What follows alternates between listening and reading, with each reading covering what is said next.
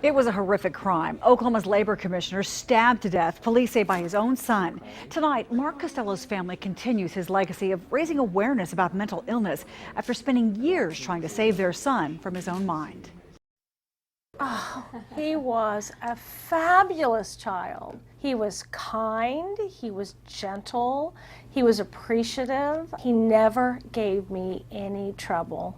Ever. Cathy Costello says her oldest son was the picture of a perfect child, a little slower to develop than her other children and occasionally talked to himself, but nothing alarming until one Christmas. Finally, when he had just turned 19, we were at a Christmas party and my husband and I saw him pacing in the front doorway at this Christmas party with friends and family around, immersed in this private conversation, oblivious to everyone around him.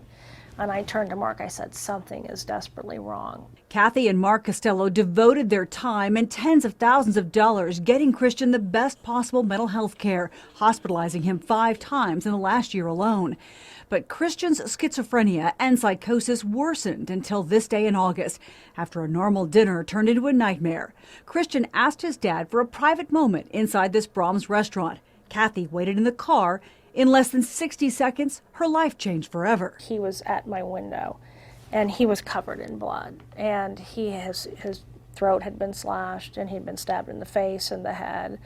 And I jumped out of the car, and I begged Christian to stop. I intervened. He threatened to cut my throat. He bled to death in my arms, but I was able to pray with him and ask God to forgive him of his sins. I told him I loved him.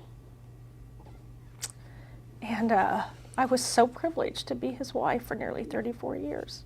Christian's sister, Anna Marie, recalls the information hitting her in waves when she took her mother's call.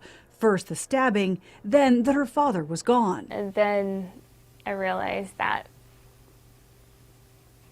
what had happened, it was the worst day of my life. And the final wave, that the brother she'd watched descend into darkness had succumbed to debilitating paranoia. It's heartbreaking. I've lost my best friend who was disintegrated into this very ugly disease. Determined to eulogize her father in a way that would make him proud, she shared a lesson she learned from the man she calls her hero, a message she and her mother will continue to share. We must always have hope.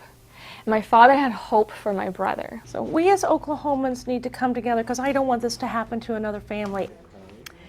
Now, Cathy and Anna Marie Costello hope that their story will help families reach out to mental health resources like the ones that we are making available to you today through our phone bank. And a reminder, we are taking your calls until 6:30 tonight. If you'd like to speak with an expert from Laureate Psychiatric Clinic and Hospital here in Tulsa, call 918-748-1432.